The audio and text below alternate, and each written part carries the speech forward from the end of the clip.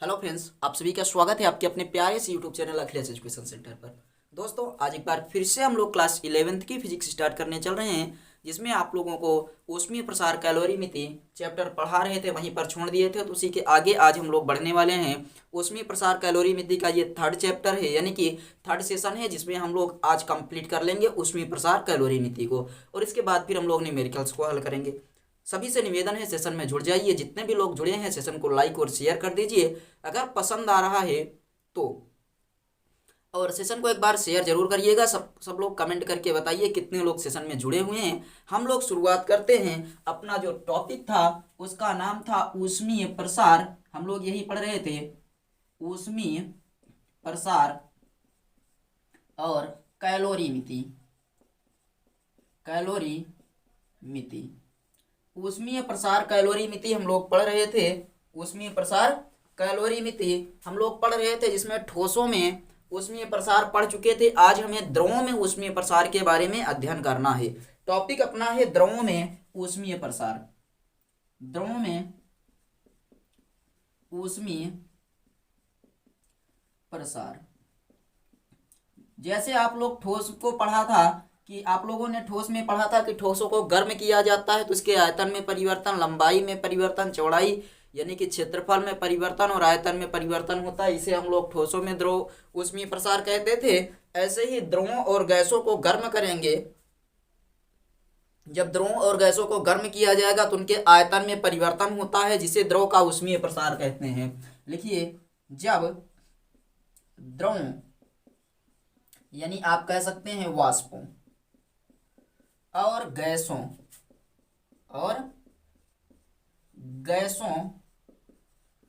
को गर्म किया जाता है, गैसों को गर्म किया जाता है तो उसके आयतन में परिवर्तन होता है। उसके आयतन में परिवर्तन होता है, परिवर्तन होता है, जिसे द्रवों का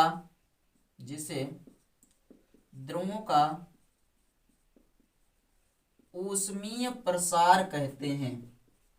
ऊष्मीय प्रसार कहते हैं। ये क्लियर हुआ कि जब हम लोग गैसों को और द्रवों को गर्म करते हैं तो उनके आयतन में परिवर्तन होता है, जिसे द्रव या गैस का ऊष्मीय प्रसार कहते हैं। इतना तो हमें लगता है क्लियर हुआ होगा कि जब द्रवों को गर्म किया जाता है तो उसके आयतन में परिवर्तन होता है, जिसे द्रवों का ऊष्मीय प्रसार कहते हैं। और ये बताइएगा कि ये दो प्रकार का होता है, यानी कि द्रवों में ऊष्मीय प्रसार कितने प्रकार का होता है? ये दो प्रकार का होता है।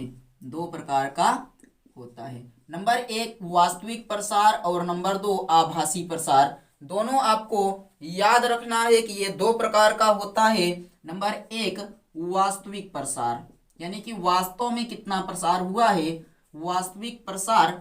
और नंबर दो आभासी प्रसार, आभासी प्रसार। ये दोनों होता क्या है? आपको इतना तो पता चल गया ना कि द्रव में ऊष्मीय प्रसार दो प्रकार का होता है, एक वास्तविक प्रसार और दूसरा आभासी प्रसार।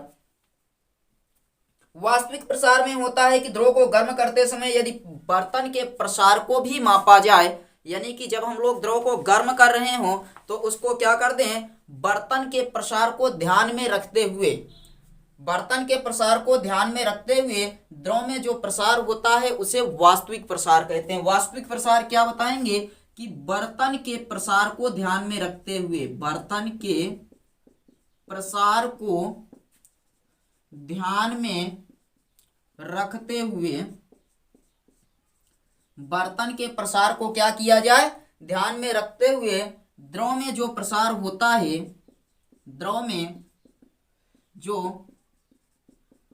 प्रसार होता है उसे वास्तविक प्रसार कहते हैं। वास्तविक प्रसार कहते हैं। इसका मतलब हम आपको समझा रहे हैं, पहले दोनों लिख लीजिए। तो यदि हम लोग क्या करें कि प्रसार मापते समय बर्तन के प्रसार को भी मापें तो उसे वास्तविक प्रसार कहेंगे। और आभासी प्रसार में जब केवल द्रव के प्रसार को ध्यान में रखा जाए, द्रव के प्रसार को ध्यान में रखा जाए तो इस प्रकार के प्रसार को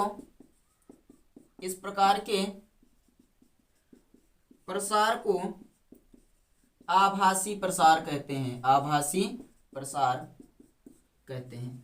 समझिए क्या होता है।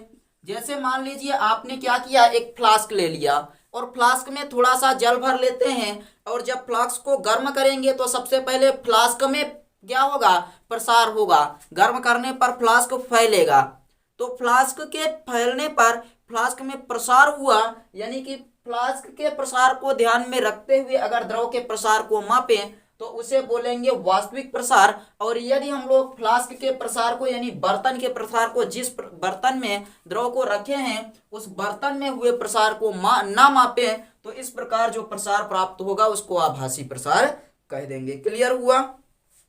बताइए इतना क्लियर हो गया या नहीं? वास्तविक प्रसार और आभासी प्रसार समझ में आया कि वास्तविक प्रसार और आभासी प्रसार क्या होता है। वास्तविक प्रसार में यदि हम द्रव के प्रसार को मापते समय बर्तन के प्रसार को भी ध्यान में रखें तो उसे बोल देंगे वास्तविक प्रसार। और यदि प्रसार को मापते समय केवल द्रव के प्रसार को ध्यान में रखा जाए, यानी कि बर्तन के प्रसार से कोई मतलब ना रखा जाए, तो उस प्रसार को बोल देंगे कि ये जो प्रसार हुआ है वो कौन सा प्रसार है, आभासी प्रसार। तो वास्तविक प्रसार और आभासी प्रसार में संबंध कुछ होता है। चलिए देखिए, वास्तविक प्रसार का जो फार्मूला होता है वो देखिए ये है, वास्तविक प्रसार बराबर द्रव का प्रसार प्लस बर्तन का प्रसार। द्रव का प्रसार प्लस बर्तन का प्रसार, ये हो जाएगा वास्तविक प्रसार। वास्तविक प्रसार बराबर क्या होता है, द्रव का प्रसार प्लस बर्तन का प्रसार। और वास्तविक वृद्धि बराबर क्या हो जाएगी, तो द्रव में वृद्धि कितनी हुई और बर्तन में वृद्धि कितनी हुई, इन दोनों को अगर ध्यान में रख लें तब आपको पता चल जाएगा कि वास्तविक वृद्धि कितनी हुई है। तो वास्तविक वृद्धि बराबर द्रव में वृद्धि प्लस बर्तन के आयतन में वृद्धि। बर्तन के आयतन में वृद्धि, ये वास्तविक वृद्धि का फार्मूला हो जाएगा। वास्तविक में वास्तव में द्रव में वृद्धि कितनी हुई है, तो आप बताएंगे कि द्रव में जो वृद्धि हुई थी प्लस बर्तन में जो वृद्धि हुई थी उन दोनों को ऐड कर देंगे तो वास्तविक वृद्धि पता चल जाएगी। और वास्तविक प्रसार क्या होता है, तो द्रव का प्रसार प्लस बर्तन का प्रसार, दोनों को ध्यान में रखिए, वास्तविक प्रसार का फार्मूला मिल जाएगा। चलिए, आभासी प्रसार के बारे में आप लोगों ने ये पढ़ लिया कि जब केवल द्रव के प्रसार को ध्यान में रखा जाए तो ऐसे प्रसार को बोलते हैं आभासी प्रसार। और वास्तविक प्रसार में आपको बता दिया गया कि द्रव के प्रसार को ध्यान में रखते हुए बर्तन के प्रसार को भी यदि ध्यान में रखा जाए तब हम लोग इसको क्या बोलते हैं, इसको बोला जाता है वास्तविक प्रसार। क्लियर हुआ? क्लियर हो गया?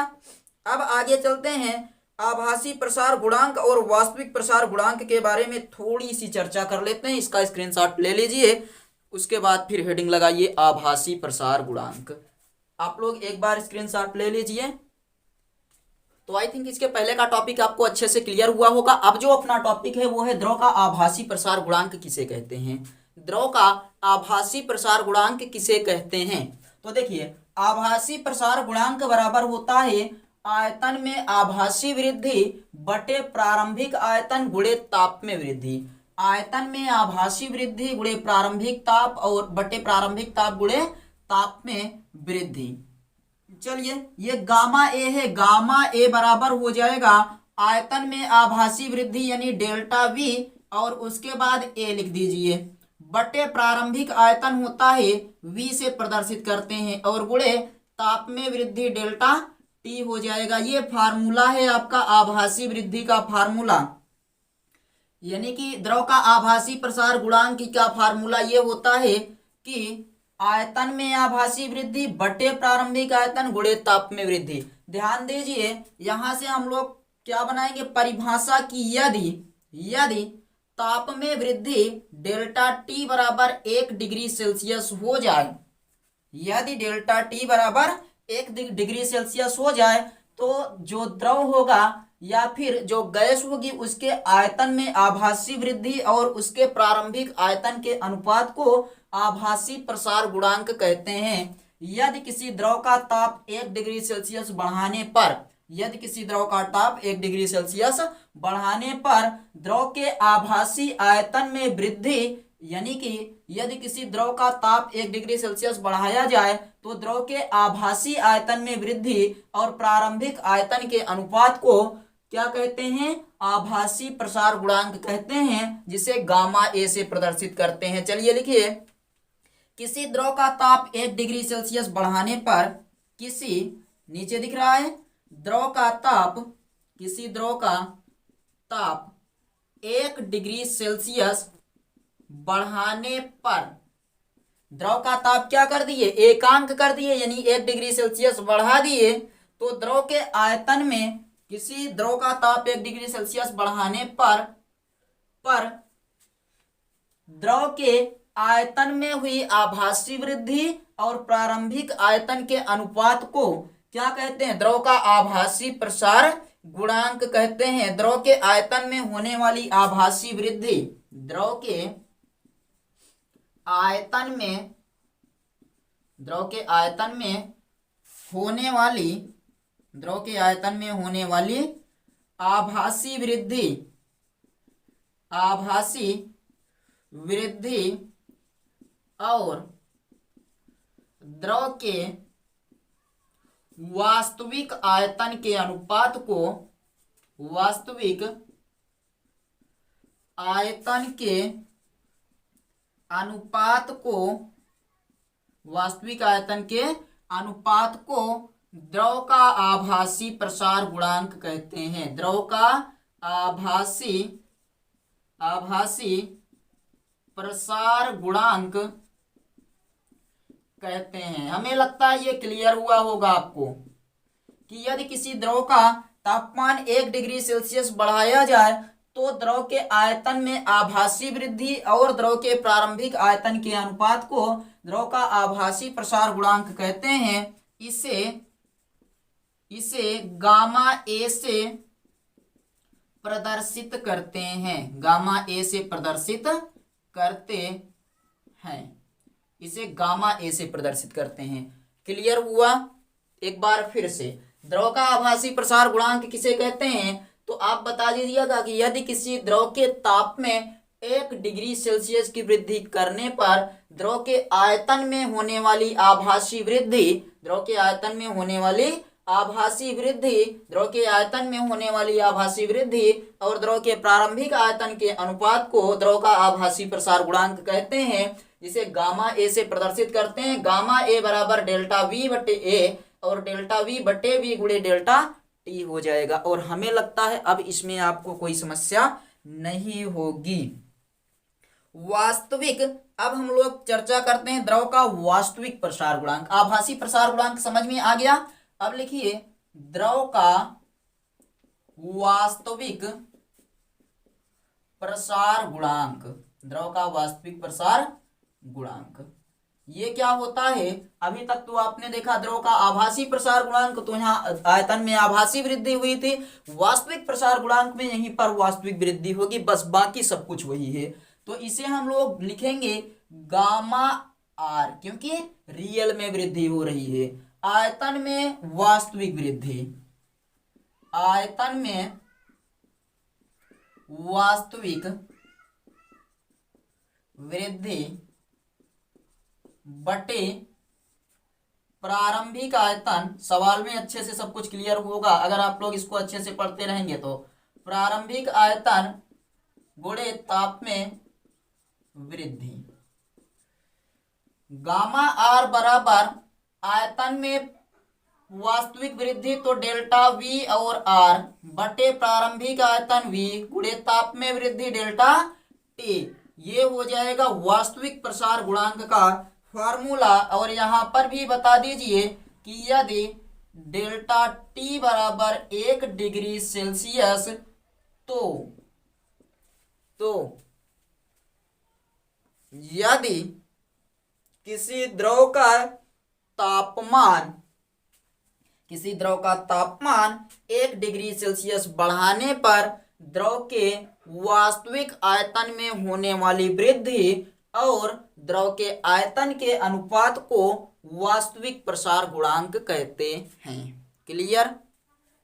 किसी द्रव का तापमान 1 डिग्री सेल्सियस बढ़ाने पर द्रव के वास्तविक वृद्धि यानी कि द्रव के आयतन में होने वाली वास्तविक वृद्धि और द्रव के आयतन के अनुपात को वास्तविक प्रसार गुणांक कहते हैं। और हमें नहीं लगता कि आप इस चीज को नहीं बना पाएंगे। क्या बताएंगे कि किसी द्रव का ताप 1 डिग्री सेल्सियस बढ़ाने पर द्रव के आयतन में होने वाली वास्तविक वृद्धि तथा द्रव के आयतन के अनुपात को क्या कहते हैं, द्रव का वास्तविक प्रसार गुणांक कहते हैं। ये हम लिखें या आप लोग समझ जाएंगे। एक बार स्क्रीनशॉट लीजिए, इसी का वास्तविक हम बना दे रहे हैं।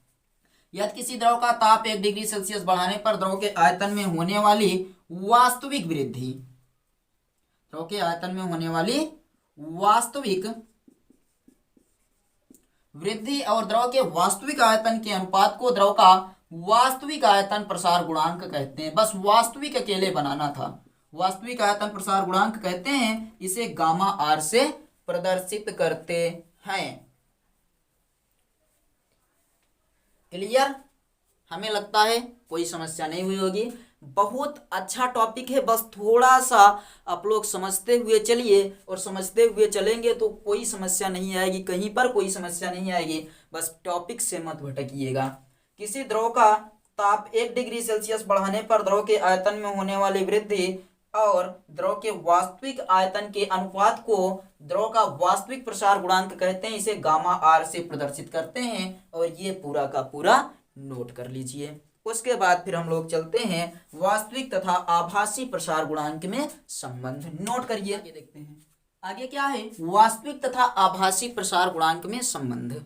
वास्तविक तथा आभासी प्रसार गुणांक में संबंध चलिए निकालते हैं। बहुत अच्छे से समझिएगा।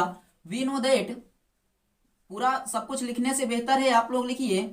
हम जानते हैं कि, वी नो दैट, हम लोग क्या जानते हैं बताइए। आपको अभी अभी बताया गया कि आभासी प्रसार गुणांक गामा ए बराबर होता है डेल्टा वी और इंटू यहाँ ए बटे वी इंटू डेल्टा टी, ये होता है। यहां से अगर हम डेल्टा वी ए निकालना चाहें तो कहेंगे डेल्टा वी और ए बराबर हो जाएगा gamma A into V into delta T, इतना हो जाएगा। ये क्या है, आयतन में आभासी वृद्धि है। यहां पर देखिए आयतन में आभासी वृद्धि बटे प्रारंभिक आयतन गुणे ताप में वृद्धि। तो इसको लिख सकते हैं आयतन में आभासी वृद्धि डेल्टा वी ए बराबर gamma A into V into delta T. ऐसे ही दूसरा भी लिखिएगा। दूसरा वाला क्या जानते हैं कि जो गामा और साथ साथ आर यानी कि रियल वाला कितना होता है, डेल्टा वी बटे आर यहाँ पर बटे वी इंटू डेल्टा टी। यहां से लिख देंगे डेल्टा वी और आर बराबर gamma R into V into delta T. इसको क्या बोलते हैं, आयतन में वास्तविक वृद्धि। आयतन में वास्तविक वृद्धि, आयतन में वास्तविक वृद्धि डेल्टा वी आर बराबर gamma R into V into delta T हो जाएगा। क्लियर हुआ? इतना क्लियर हो गया। और आयतन में वास्तविक वृद्धि बराबर आप लोगों को अभी अभी हम बताए थे कि आयतन में वास्तविक वृद्धि बराबर होता है आभासी वृद्धि। आयतन में आभासी वृद्धि प्लस साथ ही साथ ये बताया गया था कि बर्तन के आयतन में होने वाली वृद्धि। इतना बताए थे आपको कि आयतन में वास्तविक वृद्धि बराबर आयतन में आभासी वृद्धि प्लस बर्तन के आयतन में हुई वृद्धि। चलिए लिखते हैं। आपको क्या निकालना था, यहां पर देखिए आयतन में आभासी वृद्धि हो गया, आयतन में वास्तविक वृद्धि आ गया। अब आयतन में वास्तविक वृद्धि बराबर आपको फार्मूला क्या बताया गया है बताइए। आयतन में वास्तविक वृद्धि, अभी आपको बताए थे कि आयतन में जो वास्तविक वृद्धि का फार्मूला होता है वो होता है आयतन में आभासी वृद्धि प्लस बर्तन के आयतन में वृद्धि। तो यहां लिखिएगा आयतन में आभासी वृद्धि, आयतन में आभासी वृद्धि प्लस बर्तन के आयतन में हुई वृद्धि, बर्तन के आयतन में वृद्धि। चलिए, आयतन में वास्तविक वृद्धि कितने की हो रही है? आयतन में वास्तविक वृद्धि यहां पर आपको दिख रहा होगा, कितना लिखा है, गामा आर गुणे वी और गुणे डेल्टा टी। आयतन में आभासी वृद्धि हो रही है गामा ए गुणे वी इंटू डेल्टा टी। ऐसे ही जो बर्तन में वृद्धि होती है उसे लिखते हैं गामा जी गुणे वी गुणे डेल्टा टी, गामा जी गुणे डेल्टा वी गुणे डेल्टा टी। यहां से आपका कुछ पद कॉमन होगा, जैसे यहां पर आप इसको पूरा रहने दीजिए, डेल्टा वी गुणे डेल्टा टी ब्रैकेट में बराबर, ये वाला दोनों प्लस में रख लीजिए, गामा ए प्लस गामा जी, और कॉमन कितना हो जाएगा तो गुणे डेल्टा ये वी गुणे डेल्टा टी कॉमन हो जाएगा या नहीं, जल्दी से बता दीजिए। तो ये दोनों आपके क्या होंगे, यहां पर भी रहेगा, v इंटू डेल्टा टी और v into delta T cut गया, बचा कितना तो गामा आर बराबर gamma A plus gamma G, gamma R बराबर gamma A plus gamma G. ये होता है फार्मूला आपका, या फिर आप कह सकते हैं कि वास्तविक तथा आभासी प्रसार गुणांक में ये संबंध होता है, वास्तविक तथा आभासी प्रसार गुणांक में यही संबंध होता है, इसको नोट कर लीजिए। और आप यहां पर आपसे पूछा जाए कि यहां पर जो आपने निकाला है वास्तविक तथा आभासी प्रसार गुणांक में क्या संबंध होता है, तो वास्तविक प्रसार गुणांक बराबर आभासी प्रसार गुणांक प्लस बर्तन का प्रसार गुणांक, वास्तविक प्रसार गुणांक बराबर आभासी प्रसार गुणांक प्लस बर्तन का प्रसार गुणांक। यानी कि आप अगर फार्मूला से परिभाषा बनाए तो किसी भी द्रव का वास्तविक प्रसार गुणांक उसके आभासी प्रसार गुणांक और बर्तन के प्रसार गुणांक के योग के बराबर होता है। अतः किसी भी द्रव का वास्तविक प्रसार गुणांक, वास्तविक प्रसार गुणांक उस द्रव के आभासी प्रसार गुणांक, आभासी प्रसार गुणांक और बर्तन के प्रसार गुणांक, बर्तन के प्रसार गुणांक के योग के बराबर होता है, बराबर होता है। Is it clear? बताइए, किसी भी द्रव का वास्तविक प्रसार गुणांक उस द्रव के आभासी प्रसार गुणांक और बर्तन के प्रसार गुणांक के योग के बराबर होता है। नोट करिए, स्क्रीनशॉट लीजिए। हमें लगता है अच्छे से समझ में आया होगा, फिर भी आपकी या अपनी संतुष्टि के लिए एक बार फिर से आपको समझा दे रहे हैं। चलिए देखिए, वास्तविक तथा आभासी प्रसार गुणांक में संबंध आपको बताना था, तो आपको ये पढ़ा दिए हैं कि हम जानते हैं कि आभासी प्रसार गुणांक बराबर द्रव के क्या बोलते हैं इसको, आभासी प्रसार गुणांक बराबर द्रव में आभासी वृद्धि, यानी कि द्रव के प्रसार गुणांक में क्या होता है, आभासी वृद्धि, और साथ ही साथ क्या बताएंगे, आयतन में वृद्धि। यहाँ द्रव के आयतन में आभासी वृद्धि और यहाँ प्रारंभिक आयतन और गुणे ताप में परिवर्तन। क्या करते हैं, इस वाले का गुणा इधर कर देते हैं, तो ये आ गया आभासी वृद्धि बराबर gamma A into V into delta T. ऐसे ही दूसरा वाला निकाल लेंगे कि वास्तविक प्रसार गुणांक या वास्तविक वृद्धि वाला फार्मूले से ये आ जाएगी। और आयतन में वास्तविक वृद्धि बराबर आपको बताएं आयतन में आभासी वृद्धि प्लस बर्तन के आयतन में वृद्धि। वास्तविक वृद्धि यहां से निकला है, आयतन में आभासी वृद्धि ये निकल कर आया है, और बर्तन में वृद्धि इसी प्रकार, ये ग्लास है मान लीजिए, कांच है, और आयतन गुणे टी यानी कि ताप में परिवर्तन। कुछ कॉमन ले लीजिए, कॉमन लेकर जब हम लोग कुछ काट देंगे तो मिलेगा कि द्रव के आयतन में जो आभासी वृद्धि होती है वो वास्तविक, ये वास्तविक वृद्धि, आभासी वृद्धि और बर्तन के आयतन में हुई वृद्धि के योग के बराबर होता है। नोट करिए, उसके बाद हम लोग चलते हैं, थोड़ा सा देखते हैं जल का असंगत प्रसार। यही आपको सीखने को मिलेगा कि ठंडे प्रदेशों में जब तालाब के ऊपर बर्फ जम जाती है तो उसके नीचे की मछलियां जीवित कैसे रहती हैं, ये आपको अभी सिखाएंगे। बस एक बार इसको नोट करिए। अगला टॉपिक है आपका जल का असंगत प्रसार। जल का असंगत प्रसार यानी जल एक विशेष प्रकार का प्रसार दिखाता है। आप लोगों ने सामान्यतः द्रव में देखा होगा कि जब हम लोग द्रव को क्या करते हैं, गर्म किया जाता है, यानी कि जब किसी भी द्रव को गर्म करते हैं तो उसका आयतन क्या होता है, बढ़ता है।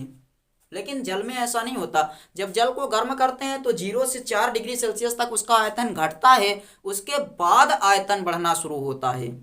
यह जल का विशिष्ट गुण है। अब क्या बताएंगे इसमें कि जल को गर्म करने पर, जल को गर्म करने पर पहले 0 से 4 डिग्री सेल्सियस तक जल का आयतन घटता है।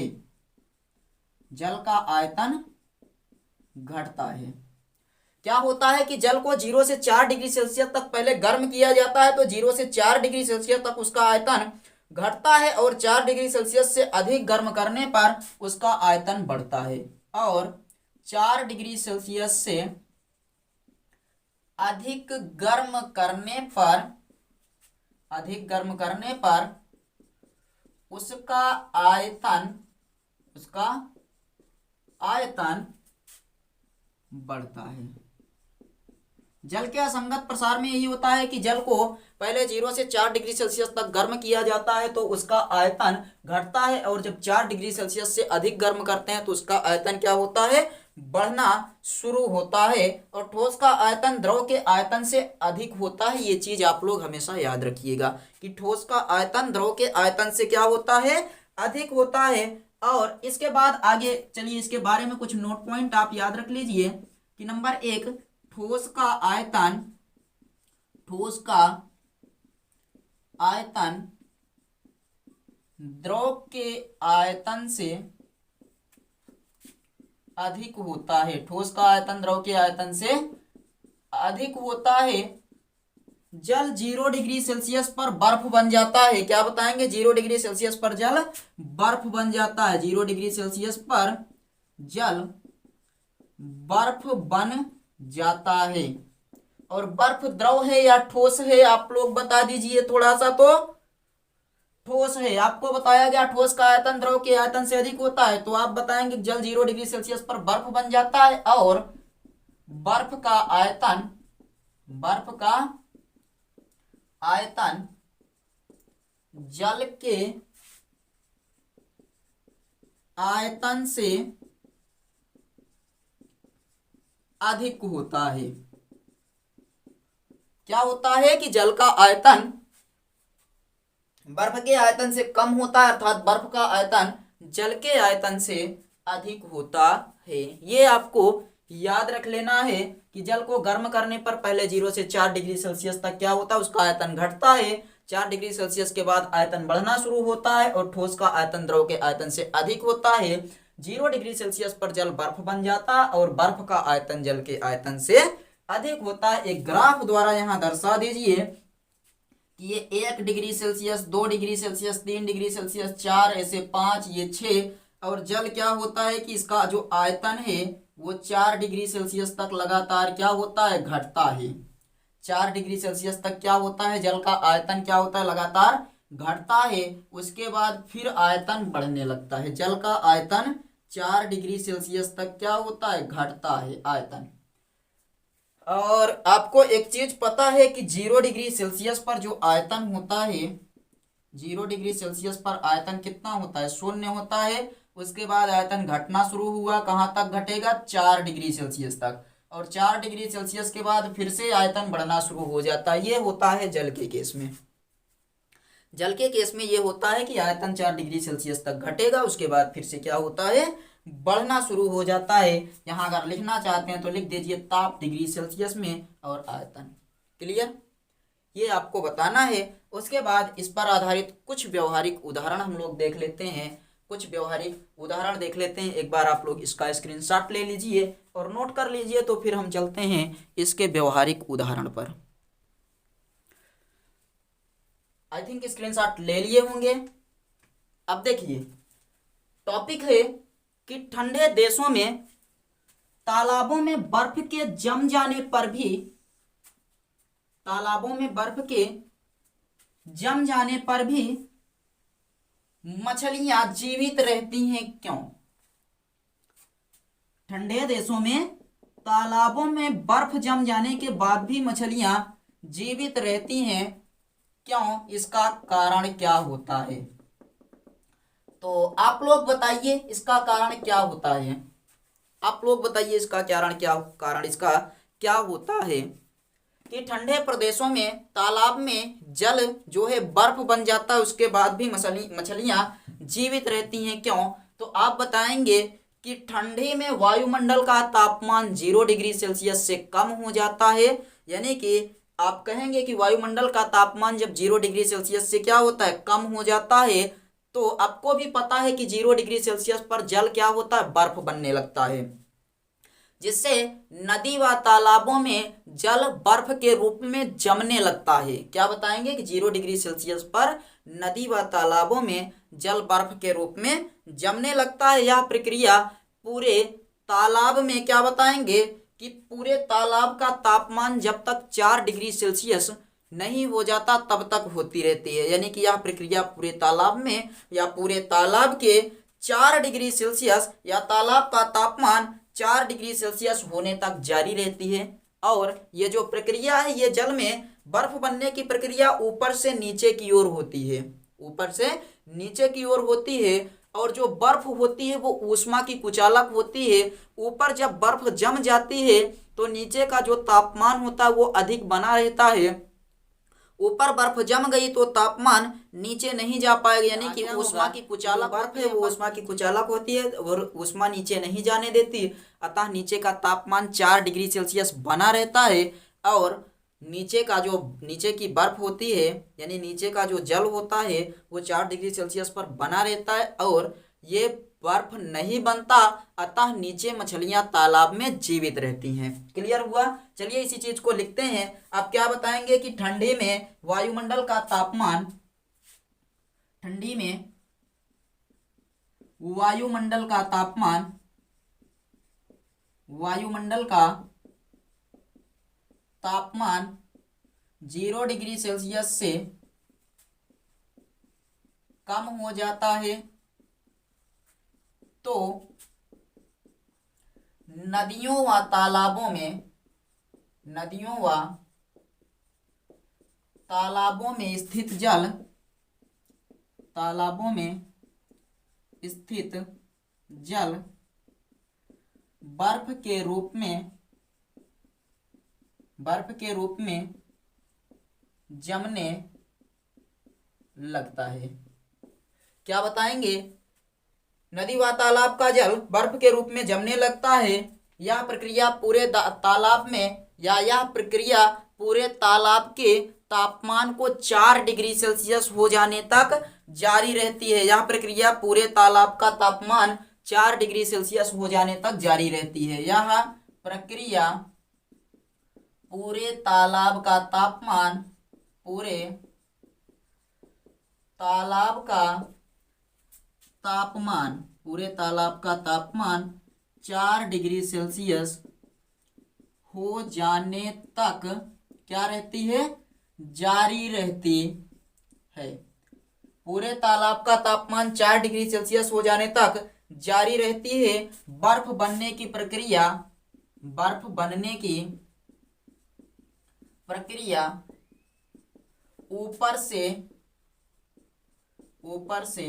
नीचे की ओर, ऊपर से नीचे की ओर, ऊपर से नीचे की ओर चलती है। बर्फ बनने की प्रक्रिया क्या होती है? ऊपर से नीचे की ओर चलती है। बर्फ ऊष्मा की कुचालक होती है। बर्फ ऊष्मा की कुचालक होती है। बर्फ क्या होती है? ऊष्मा की कुचालक होती है जब ऊपर का पृष्ठ बर्फ बन जाता है, जब ऊपर का पृष्ठ बर्फ बन जाता है। जब ऊपर का पृष्ठ बर्फ बन जाता है तो नीचे का तापमान कम नहीं हो पाता, यानी कि 0 डिग्री सेल्सियस तक नहीं हो पाता, यानी कि ऊष्मा ऊपर से नीचे नहीं जा पाती है। जब ऊपर का पृष्ठ बर्फ बन जाता है तो ऊष्मा नीचे से ऊपर की ओर नहीं जा पाती, यानी कि जल की जो ऊष्मा होती है, ऊष्मा नीचे से ऊपर की ओर, नीचे से ऊपर की ओर नहीं जा पाती। अभी आपको समझा रहे हैं पूरा, नीचे की ओर नहीं जा पाती है, ऊष्मा नीचे से ऊपर की ओर नहीं जा पाती और अंदर का तापमान, और अंदर का तापमान 4 डिग्री सेल्सियस बना रहता है, 4 डिग्री सेल्सियस बना रहता है। और तालाब में नीचे मछलियां जीवित रहती हैं, नीचे मछलियां जीवित रहती हैं। देखिए, मान लीजिए ये कोई एक तालाब था, यहाँ पर क्या था, जल भरा हुआ था, ये यहाँ पर क्या था, जल भरा हुआ था, और ये कोई मछली है, कुछ ऐसे बनेगी, ये एक मछली है, और मान लीजिए ये एक मछली है। कह रहा है कि ये मछलियां तालाब में जीवित कैसे रहती हैं, बहुत अच्छी मछली बनी है। देखिए, अब ये पूरा क्या था, जल से भरा हुआ तालाब था, जल से भरा हुआ तालाब था। जब ऊपर का तापमान 0 डिग्री सेल्सियस हो गया तो ये क्या हुआ, बर्फ बनने लगा, और बर्फ बनने की प्रक्रिया ऊपर से नीचे की ओर होती है। और जब बर्फ बनना शुरू होगा तो ये तापमान ऊपर का पहले कम होगा, उसके बाद इधर नीचे का तापमान कम होगा। यानी ऊपर का तापमान 0 था, तब नीचे का तापमान कुछ और रहा होगा, यानी कि ज्यादा रहा होगा। तापमान धीरे धीरे नीचे का कम होना शुरू हुआ। जैसे ही ये तापमान 4 डिग्री सेल्सियस हो गया, यानी कि ये बर्फ क्या हुई, बन गई, ऊपर की परत बन गई, और नीचे का तापमान कितना है, अब भी 4 डिग्री सेल्सियस है। और ऊपर से अब ऊष्मा, ये जो नीचे की 4 डिग्री सेल्सियस तापमान है, ये ऊपर नहीं जा पाएगा, यानी कि ये 4 डिग्री सेल्सियस का तापमान जो ऊष्मा है ये ऊपर नहीं जा पाएगी। अतः नीचे का जल क्या होगा, बर्फ नहीं बनेगा, और यहाँ की जो ये मछली है ये क्या रहेगी, जीवित रहेगी। ये मछली क्या रहेगी, जीवित रहेगी। यही आपको समझा रहे हैं कि तालाब में ठंडियों में जब ऊपर बर्फ जम जाती है तब मछलियां तब भी जीवित रहती हैं। कैसे, तो आपको समझ में आ गया होगा कि इसका कारण क्या है और कैसे मछलियां तालाब में जीवित रहती हैं। नोट कर लीजिए, एक आध दो और देख लेते हैं इस पर उदाहरण, और उसके बाद फिर हम लोग आगे चलते हैं। देखिए, जाड़े के समय में जो पहाड़ होती हैं, यानी कि चट्टानें होती हैं, पहाड़ी और चट्टानें स्वयं से फट जाती हैं, क्यों, कारण समझिए। जाड़े के समय में पहाड़ी की और चट्टानें फट जाती हैं, क्यों, जाड़े के समय में यानी कि पहाड़ी और चट्टान क्यों फट जाती है। तो आप बताएंगे कि बरसात का मौसम आया, पानी बरसा और चट्टानों में बनी दरारों में पानी भर गया, और फिर जब ठंडी का मौसम आया तो ठंडी के मौसम में क्या होगा कि वो जो बर्फ, वो जल रहेगा, वो जमना शुरू होगा, और बर्फ जमकर जल बनेगा, यानी कि जल जमकर बर्फ बनेगा। और आपको पता है कि बर्फ का जो आयतन होता है वो जल के आयतन से अधिक होता है, अर्थात बर्फ बनेगी तो बर्फ अधिक स्थान घेरेगी, और अधिक स्थान घेरेगी तो उसको स्थान चाहिए कहीं से भी, और स्थान नहीं पाएगी तो वो चट्टानों को क्या करेगी, फाड़ देगी बीच से।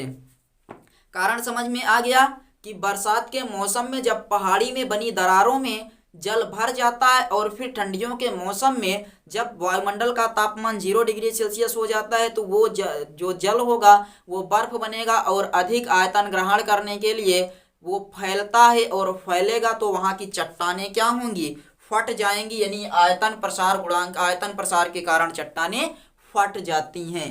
और आपको एक चीज और बता दें कि अत्यधिक ठंड में जो जल ले जाने वाले नल होती हैं उनकी पाइपें भी फट जाती हैं, क्यों, तो पाइप में जो जल बचा रहता है वो 0 डिग्री सेल्सियस पर बर्फ बनता है, बर्फ का आयतन अधिक होता है किसके आयतन से, जल के, तो वो बर्फ क्या करती है, अधिक स्थान घेरती है, अतः जो चट्टाने, ये जो पाइपें होती हैं वो फट जाती हैं।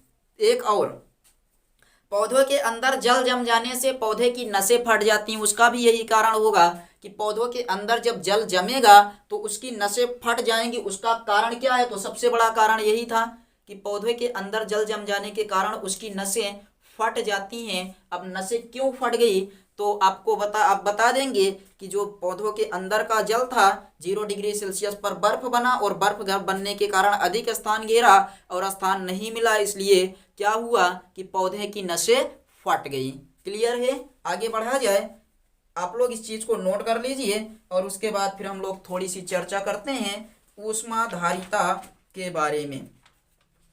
थोड़ा सा और है, उसको देख लेते हैं, ऊष्माधारिता और ऊष्मामापी कैलोरीमीटर वगैरह के बारे में नोट करिए। उसके बाद आगे चलते हैं, ऊष्माधारिता के बारे में अब चर्चा करते हैं। चलिए ऊष्माधारिता देखते हैं। ऊष्माधारिता थर्मोडायनेमिक्स, ऊष्मागतिकी से संबंधित है थोड़ा सा ऊष्माधारिता। कैलोरीमिति और ऊष्मीय प्रसार आप लोग पढ़ रहे हैं, तो अब आपको ऊष्माधारिता थोड़ी सी पढ़ा देते हैं। देखिए फार्मूले से हम लोग परिभाषा बनाएंगे, यस बराबर होता है delta theta by delta T. T तापमान है और जो थीटा है आपका वो है आवश्यक ऊष्मा की मात्रा और यस है ऊष्माधारिता। तो एकांक ये थीटा को एकांक करेंगे तो अभी इसको बोला गया कि आवश्यक ऊष्मा की मात्रा, क्या बोला गया, एकांक ताप में वृद्धि करने के लिए आवश्यक ऊष्मा की मात्रा को ऊष्माधारिता कहते हैं। एकांक ताप में वृद्धि करने के लिए आवश्यक ऊष्मा की मात्रा को ऊष्माधारिता कहते हैं। चलिए इसी से बना देते हैं परिभाषा कि एकांक ताप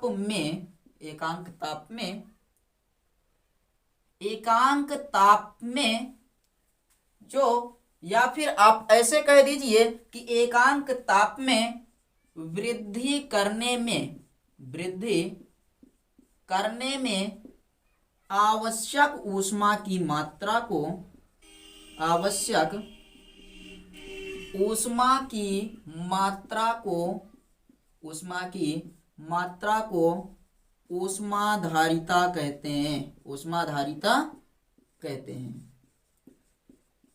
एकांक ताप में वृद्धि करने में आवश्यक ऊष्मा की मात्रा को ऊष्माधारिता कहते हैं। एकांक ताप में वृद्धि करने में आवश्यक ऊष्मा की मात्रा को ऊष्माधारिता कहते हैं और इसे यश से प्रदर्शित करते हैं। इसे किससे प्रदर्शित करते हैं, यश से प्रदर्शित करते हैं। क्लियर हुआ कि एकांक ताप में वृद्धि करने में आवश्यक ऊष्मा की मात्रा को ऊष्माधारिता कहते हैं, इसे यश से प्रदर्शित करते हैं। यदि डेल्टा टी बराबर 1 डिग्री सेल्सियस, तो यश बराबर डेल्टा थीटा हो जाएगा। ये 1 हो जाए तो यश बराबर डेल्टा थीटा हो जाएगा, जहां डेल्टा थीटा है आवश्यक ऊष्मा की मात्रा, डेल्टा थीटा क्या है, आवश्यक ऊष्मा की मात्रा, डेल्टा टी है तापमान और यश क्या है, तो ऊष्माधारिता है। यश क्या है, ऊष्माधारिता है और डेल्टा टी को आप ये भी कह सकते हैं ताप वृद्धि। क्लियर हुआ कि एकांक ताप में वृद्धि करने के लिए आवश्यक ऊष्मा की मात्रा को ऊष्माधारिता कहते हैं, इसे यश से प्रदर्शित करते हैं। यश बराबर delta theta by delta T. यदि डेल्टा टी बराबर 1 डिग्री सेल्सियस तो यश बराबर डेल्टा थीटा, और जहां थीटा आवश्यक ऊष्मा की मात्रा है और जो टी है ये ताप वृद्धि है और यश क्या है, तो ऊष्माधारिता है। इसका मात्रक अगर हम लोग बताएं तो आप मात्रक बता सकते हैं। थीटा क्या है, तो थीटा है आवश्यक ऊष्मा की मात्रा, यानी ऊष्मा एक प्रकार की ऊर्जा होती है, तो इसका मात्रक हो जाएगा जूल प्रति। तापमान है तो तापमान को कहते हैं केल्विन, जूल प्रति केल्विन। विमा बता दें, कार्य की विमा क्या होती है, mL2T-2 यानी कि जूल की विमा, और केल्विन यानी कि इसकी विमा होती है थीटा, अर्थात हो जाएगी mL2T-2 थीटा-1। ये है ऊष्माधारिता की विमा mL2T-2 थीटा-1 थीटा-1। क्लियर। चलिए देखिए, ऊष्माधारिता आपको बताया गया कि एकांक ताप में वृद्धि करने में जो उत्पन्न ऊष्मा की मात्रा होती है उसे ऊष्माधारिता कहते हैं। इसे यस से प्रदर्शित करते हैं। यदि T बराबर 1 डिग्री सेल्सियस तो यस बराबर डेल्टा थीटा, जहां डेल्टा थीटा आवश्यक ऊष्मा की मात्रा है, डेल्टा टी ताप वृद्धि है, और यस ऊष्माधारिता है। मात्रा किसका होगा, जूल प्रति केल्विन, और विमा हो जाएगी mL2T-2 और थीटा-1 हो जाएगी। नोट करिए। उसके बाद फिर हम लोग विशिष्ट ऊष्मा पर चर्चा करते हैं। थोड़ा सा विशिष्ट ऊष्मा को देख लेते हैं, जल्दी से इसको नोट करिए, उसके बाद आगे बढ़ते हैं। नोट कर लीजिए इसको, और हमें लगता है आपको समझ में आ गया होगा। चलिए, विशिष्ट ऊष्मा, अब देखिए ऊष्मा धारिता समझ में आ गया। अब विशिष्ट ऊष्मा चलिए देखते हैं। विशिष्ट ऊष्मा में आप बताएंगे कि किसी पदार्थ को दी गई आवश्यक ऊष्मा की मात्रा, किसी पदार्थ को दी गई आवश्यक ऊष्मा की मात्रा, आवश्यक ऊष्मा की मात्रा, किसी पदार्थ को दी गई आवश्यक ऊष्मा की मात्रा पदार्थ के द्रव्यमान एवं ताप वृद्धि के अनुक्रमानुपाती होती है। क्या बताएंगे, पदार्थ के द्रव्यमान एवं ताप वृद्धि के अनुक्रमानुपाती होती है।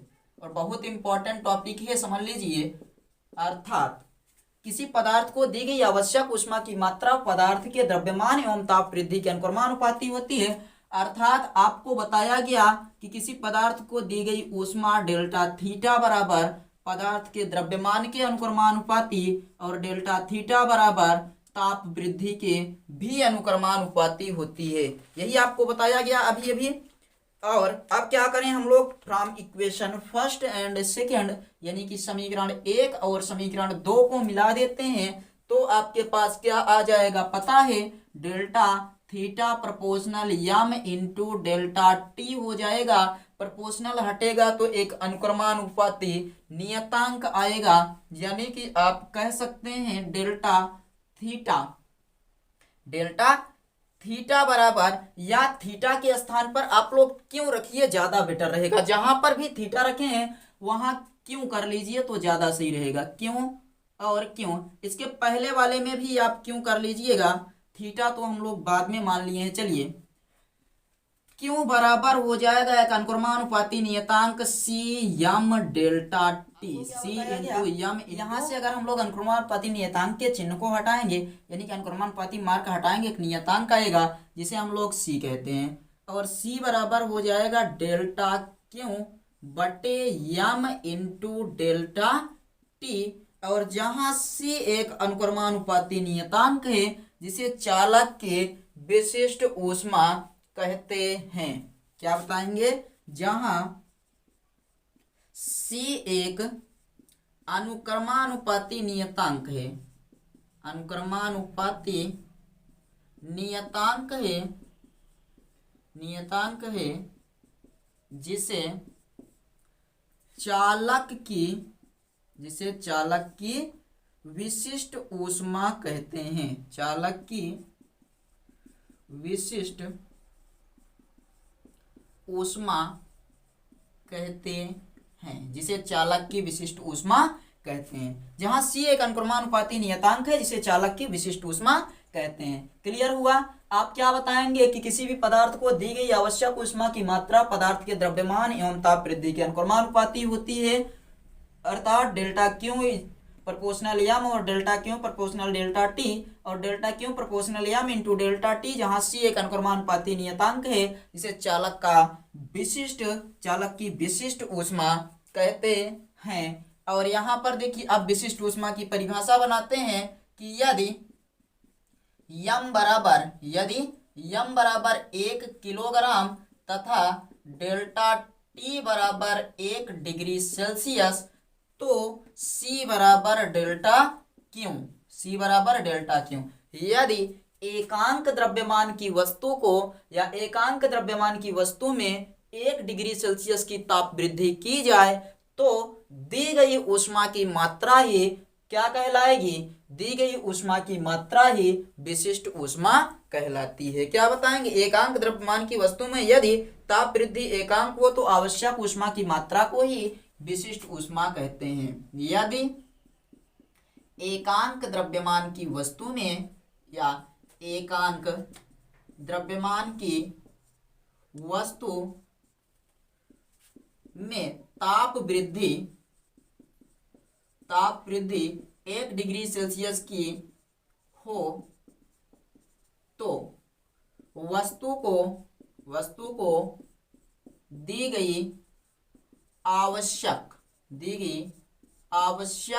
ऊष्मा की मात्रा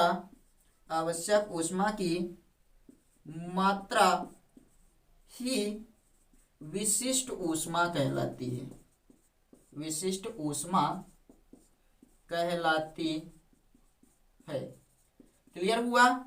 ये क्लियर हुआ या नहीं कि एकांक द्रव्यमान की वस्तु के में ताप में वृद्धि 1 डिग्री सेल्सियस की हो तो वस्तु को दी गई आवश्यक ऊष्मा की मात्रा को ही क्या कहते हैं? विशिष्ट ऊष्मा कहते हैं। क्लियर हो गया? हमें लगता है क्लियर हुआ होगा कि यदि एकांक द्रव्यमान की वस्तु का ताप 1 डिग्री सेल्सियस हो तो या फिर 1 डिग्री सेल्सियस हो तो उसी वस्तु को क्या होगा कि दी गई आवश्यक ऊष्मा की मात्रा को विशिष्ट ऊष्मा कहते हैं। आवश्यक ऊष्मा की मात्रा को विशिष्ट ऊष्मा कहते हैं। नोट कर लीजिए इस चीज को। उसके बाद फिर हम लोग आगे चलते हैं और देखते हैं ऊष्मा मापी कैलोरीमीटर। ऊष्मा मापी या कैलोरीमीटर ऊष्मा की माप जो यंत्र करता है उसी को हम लोग बोलते हैं ऊष्मा मापी या फिर कैलोरीमीटर। नोट करिए, आगे चलते हैं, देखते हैं हम लोग ऊष्मा मापी या कैलोरीमीटर के बारे में। नोट कर लिए हैं? चलिए लिखिए ऊष्मा मापी और हेडिंग लगाइएगा कैलोरीमीटर। दोनों एक ही चीजें हैं, अंग्रेजी और हिंदी होता है बस।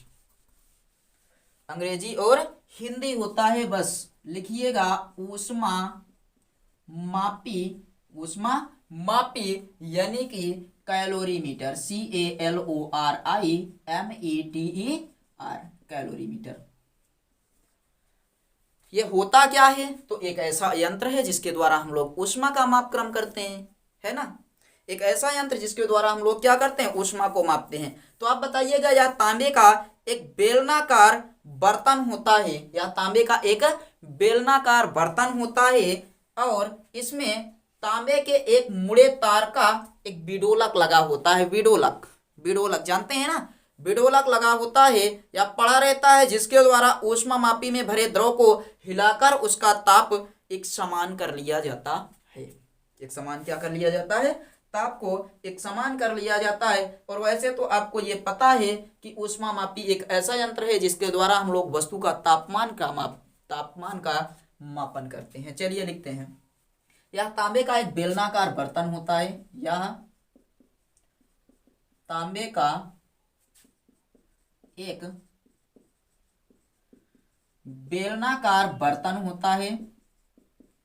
यह तांबे का एक बेलनाकार बर्तन होता है या तांबे का एक बेलनाकार बर्तन होता है। इसमें तांबे के एक मुड़े तार का विडोलक पड़ा रहता है। इसमें तांबे के एक मुड़े तार का विडोलक, जिसे घुमाया जा सके, विडोलक पड़ा रहता है। इसमें तांबे के तार का एक विडोलक पड़ा रहता है और आपको ये पता है कि तांबा बहुत अच्छा चालक होता है। आगे इसी चीज को बता दीजिए, जिसके द्वारा ऊष्मा मापी में भरे द्रव को हिलाकर जिसके द्वारा ऊष्मामापी में भरे द्रव को हिलाकर द्रव का ताप एक समान कर लिया जाता है। द्रव का तापमान क्या कर लिया जाता है? एक समान कर लिया जाता है। या तांबे का बना एक बर्तन होता है जिसमें तांबे के एक मुड़े तार का बिडोलक पड़ा रहता है। और बता देंगे कि जिसके द्वारा क्या करते हैं, तांबे में या फिर जो ऊष्मामापी है उसमें भरे द्रव को हिलाकर क्या कर लेते हैं, प्रत्येक स्थान पर एक समान कर लिया जाता है। और यह एक ऐसा उपकरण होता है, ऊष्मामापी एक ऐसा उपकरण होता है जिसकी सहायता से वस्तुओं के या फिर वस्तु के ऊष्मा की मापक्रम की जाती है, ऊष्मा को मापा जाता है। नोट करिए। उसके बाद कैलोरीमिति का सिद्धांत देखते हैं। कैलोरीमिति का सिद्धांत, और ये लास्ट टॉपिक है आपका कैलोरीमिति का सिद्धांत। नोट कर लीजिए। फिर हम लोग कैलोरीमिति का सिद्धांत देख लेते हैं थोड़ा सा, और हमें लगता है आपको ये समझ में आ गया होगा अच्छे से। और अब चलिए हम लोग देखते हैं कैलोरीमिति का सिद्धांत। चलिए अब देखते हैं कैलोरीमिति का सिद्धांत। कैलोरीमिति का सिद्धांत क्या है? आप लोग देखिए, यह जानते हैं कि जल हमेशा कहाँ से कहाँ प्रवाहित होता है। तो जहाँ ज़्यादा जल रहता है वहाँ से कम की ओर जाता है। जल जहाँ ज़्यादा रहेगा, ज़्यादा से जल कम की ओर जाता है। ऐसे ऊष्मा भी होती है। और जल कब तक जाता है बताइए? जब तक कि दोनों के जल क्या ना हो जाए, समान ना हो जाए। जैसे यहाँ से जल निकलकर यहाँ तक तब तक जाएगा जब तक कि दोनों जल क्या ना हो जाए, बराबर ना हो जाए। वैसे ही ऊष्मा में भी होता है कि ऊष्मा उच्च ताप से निम्न ताप वाले पदार्थ में तब तक प्रवाहित होती है जब तक कि दोनों वस्तुओं के तापमान समान ना हो जाएं। जो दोनों वस्तुओं के तापमान समान ना हो जाए, यही कैलोरीमिति का सिद्धांत है। कि अर्थात दी गई ऊष्मा, समझा रहे हैं आपको। देखिए आप क्या बताएंगे कि ऊष्मा सदैव उच्च ताप से निम्न ताप की ओर प्रवाहित होती है। ऊष्मा सदैव उच्च ताप से निम्न ताप की ओर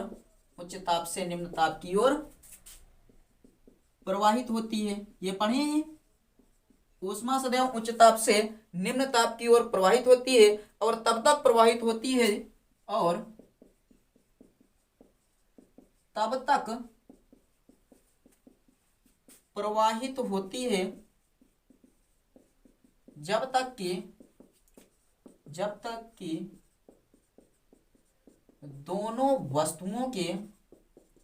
कि दोनों वस्तुओं के तापमान समान ना हो जाएं। क्या बताया गया कि ऊष्मा सदैव उच्च ताप से निम्न ताप की ओर प्रवाहित होती है और तब तक प्रवाहित होती है जब तक कि दोनों वस्तुओं के ताप क्या ना हो जाएं, समान ना हो जाएं। अर्थात आप क्या बताएंगे? अर्थात वस्तु द्वारा ली गई ऊष्मा, जितनी ऊष्मा यहाँ से जाएगी उतनी ही ऊष्मा उसको प्राप्त होगी या कहीं और से मिल जाएगी? बताइए। जितनी ऊष्मा आपने यहाँ से इसको दिया उतनी ही ऊष्मा तो इनके पास जाएगी। यानी कि ये जो ऊष्मा लिए हैं, इनके पास जो ऊष्मा थी, इन्होंने जितनी ऊष्मा दी उन्हीं के बराबर होगा। अर्थात आप बता सकते हैं कि ली गई ऊष्मा बराबर दी गई ऊष्मा। साधारण भाषा में ये ली गई ऊष्मा बराबर दी गई ऊष्मा, यानी कि किसी एक वस्तु से ऊष्मा निकलकर दूसरी वस्तु पर जितना ऊष्मा जाती है, जितना ऊष्मा पहले वस्तु से निकलती है उतनी ही ऊष्मा दूसरी वस्तु पर जाती है। यही कैलोरीमिति का सिद्धांत है। यही कैलोरीमिति का सिद्धांत है। कैलोरीमिति का सिद्धांत क्या है? कि ली गई ऊष्मा बराबर दी गई ऊष्मा। आप मानिए कि माना दो पिंड हैं जिनके द्रव्यमान यम1 और यम2 हैं, ताप T1 और T2 हैं। द्रव्यमान यम1 और यम2 हैं तथा इनके ताप क्या हैं? T1 और T2 हैं। ये वस्तुएं क्रमशः A और B, दो वस्तुएं थी जिनमें आप बता दीजिए कि T1 का ताप T2 से ज्यादा है, इतना बताएंगे। चलिए इसी को लिखते हैं। माना दो पिंड जिनके द्रव्यमान, माना दो पिंड जिनके द्रव्यमान m1 व m2 हैं, जिनके द्रव्यमान m1 व m2 हैं तथा ताप T1 व T2 हैं। ताप T1 व T2 हैं। T1 ताप उच्च, या आप ऐसे लिखिए T1 उच्च ताप है, उच्च ताप एवं T2 निम्न ताप है। यानी कि T1 ज्यादा है, T2 कम है। T1 उच्च ताप है और T2 निम्न ताप है, तो ऊष्मा A से B में जाएगी। आपको पता है ना कि इसका तापमान ज्यादा है तो इसमें जाएगी। इतना तो क्लियर है कि ऊष्मा A से B में जाएगी और तब तक जाएगी जब तक कि A और B की ऊष्माएं क्या ना हो जाएं, बराबर ना हो जाएं। तो क्या बताएंगे, तो ऊष्मा A से B में तब तक प्रवाहित होगी, तो ऊष्मा A से B तक तब तक, A से B तक तब तक प्रवाहित होगी जब तक कि दोनों वस्तुओं के ताप समान ना हो जाएं। कब तक प्रवाहित होगी, तब तक प्रवाहित होगी जब तक कि दोनों वस्तुओं के ताप समान नहीं हो जाएं। माना ताप समान होने के लिए A से T ऊष्मा B तक प्रवाहित होती है। यहां से देखिए, मान लीजिए अगर ताप समान होना है तो T1 में से T ऊष्मा निकली और T2 में T चली गई। ताप समान होने के लिए A से T ऊष्मा, B में T ऊष्मा जाती है। कितना, तो आप क्या बताएंगे, ताप समान होने के लिए A से T ऊष्मा निकलकर B में जाती है। माना ताप समान होने के लिए A से T ऊष्मा निकलकर B में जाती है। अब ताप दोनों का समान हो जाएगा कि A से B में कितनी ऊष्मा जाएगी, तो T1 में से T निकली, T2 में T जुड़ गई। T1 में से ऊष्मा निकलकर T2 में T ऊष्मा पहुंच जाती है। तो A द्वारा दी गई आवश्यक ऊष्मा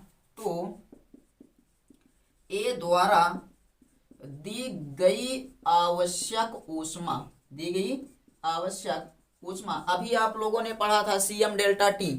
क्या पढ़े थे, CM डेल्टा T। तो आप बता देंगे C1 M1 और T1 माइनस T हो जाएगा, तथा B द्वारा ली गई आवश्यक ऊष्मा बराबर C2M2 T2 plus T, C2M2 T2 plus T।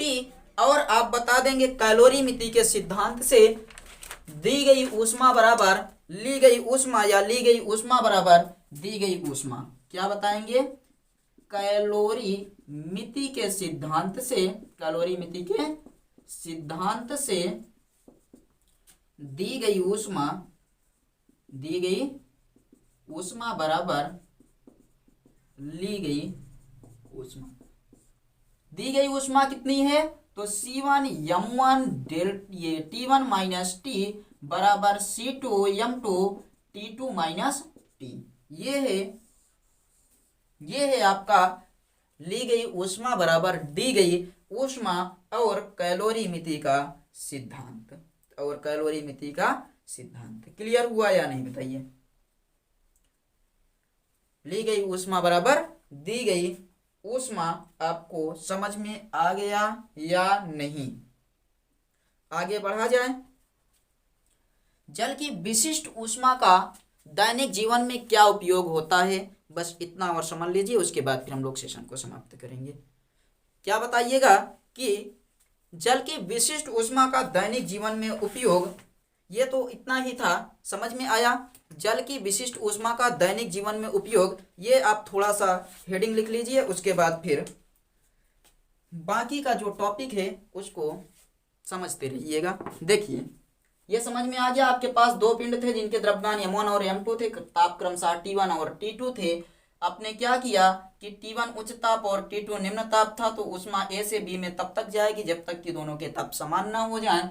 और यही कैलोरीमेट्री का आपको सिद्धांत तो बता दिया गया। माना ताप समान होने के लिए A से T ऊष्मा निकल कर B में जाती है, तो A द्वारा दी गई आवश्यक ऊष्मा की मात्रा हो जाएगी C1 m1 T1 minus T, और B द्वारा ली गई आवश्यक ऊष्मा की मात्रा C2 m2 और T2 प्लस T हो जाएगा। और कैलोरीमेट्री का सिद्धांत ये कहता है कि दी गई ऊष्मा बराबर ली गई ऊष्मा, और दोनों को बराबर कर दीजिए, हो गया ये आपका कंप्लीट कैलोरीमेट्री का सिद्धांत। चलिए इसको इरेज करिए, उसके बाद फिर हम लोग थोड़ा सा जल की विशिष्ट ऊष्मा के दैनिक जीवन में उपयोग देख लेते हैं। जैसे रोगी के सिकाई गर्म जल से की जाती है। रोगी की सिकाई क्या की जाती है?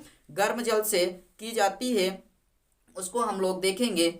ये आप लोग नोट कर लीजिए। तो गर्म जल की बोतल से रोगी की सिकाई की जाती है, नोट करिए, उसके बाद आगे देखते हैं।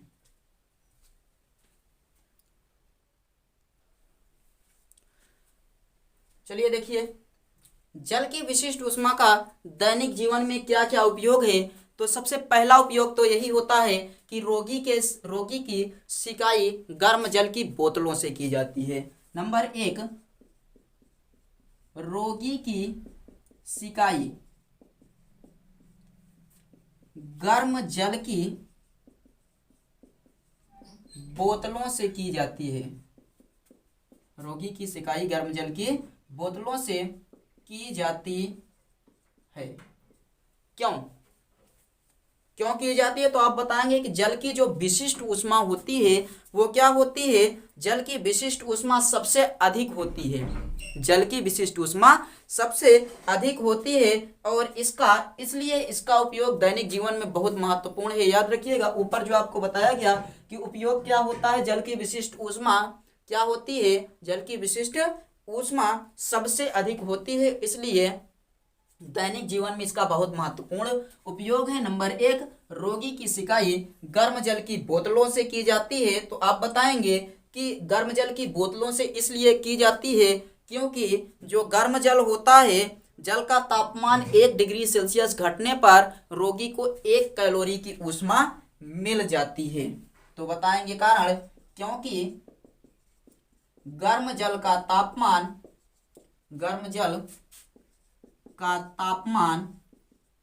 1 डिग्री सेल्सियस घटने पर रोगी को